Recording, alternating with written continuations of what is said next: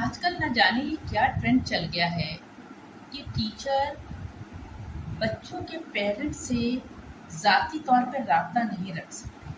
اگر وہ کہیں ان کے گھر چلے گئے یا ان کی کوئی ملاقات ہو گئی یا انہوں نے کوئی تحفہ تحائف دے دیا ایک دوسرے کو یا دعوت کر دی تو یہ جرم بن جاتا ہے۔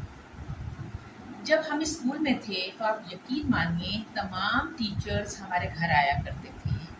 ہمارے والد سے ان کی بہت اچھی دوستی تھی، اور جب عید تہوار ہوتا تھا ہمارے ٹیچرز بھی گھر کے قریب ہی رہتے تھے اور ہمارا اسکول بھی بالکل قریب تھا، تو ہم عید پر سوئیاں لے کر، شب برات پہ حلوہ لے کر اور جو نیاز دیتے تھے وہ سب لے کر اپنے ٹیچرز کے گھر جایا کرتے تھے۔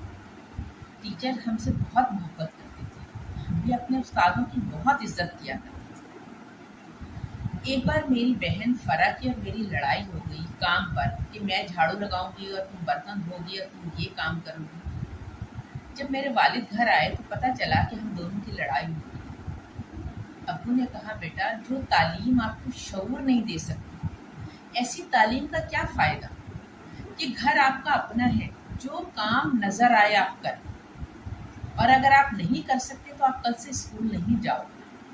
سب بہن بھائیوں کو کہا کل سے آپ اسکول نہیں جائیں گے، اور ہم اگلے روز اسکول نہیں گئے۔ ہم شاید 7th کلاس میں تھے، ہم نے کبھی چھٹی نہیں کی تھی۔ جب ٹیچر کلاس سے اسٹاف روم میں پہنچے، اصل میں اس وقت میں اسٹاف روم نہیں ہوا کرتا تھا ہمارے اسکول میں، پرنسپل کا آفس تھا، ٹیچرز وہاں جا کے بیٹھتے تھے۔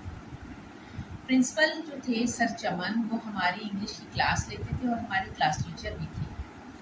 جب انہوں نے اٹینڈنس لی، انہوں نے پتہ چلا کہ آج فرح اور آنسا نہیں آئے، انہوں نے آفس میں دوسرے ٹیچر سے کہا کہ حیرت ہے آج آنسا اور فرح ایبسنٹ ہیں۔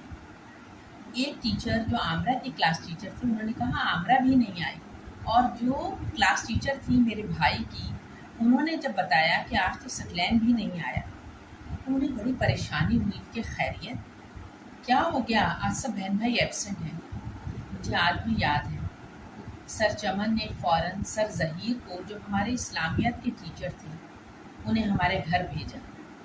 سر ظہیر آئے، جیسے ہی انہوں نے دروازہ کھٹکھٹایا اور میں نے دروازہ کھولا، میں دروازے پر گئی اور میں اپنے سر کو دیکھ کے رونے لگی۔ سر نے میرے سر پر بڑی شفقت سے ہاتھ رکھا اور کہا، بیٹا کیا ہو گیا؟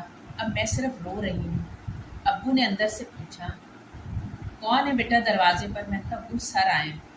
بیٹا آپ کو اتنا نہیں پتا کہ سر کو اندر بلائیں آپ؟ سر کو اندر میں نے بلایا۔ جب وہ اندر آئے، ابو نے کہا جاؤ بیٹا فوراً سر کے لیے ناشتہ لے کر آئے۔ امی نے جو گھر میں پکا تھا چائے پراٹھا، وہ فوراً مجھے دیا اور میں سر کے سامنے لے کر حاضر ہو گئی۔ سر نے پوچھا ابو سے، خیریت ہے آج بچے اسکول نہیں آئے؟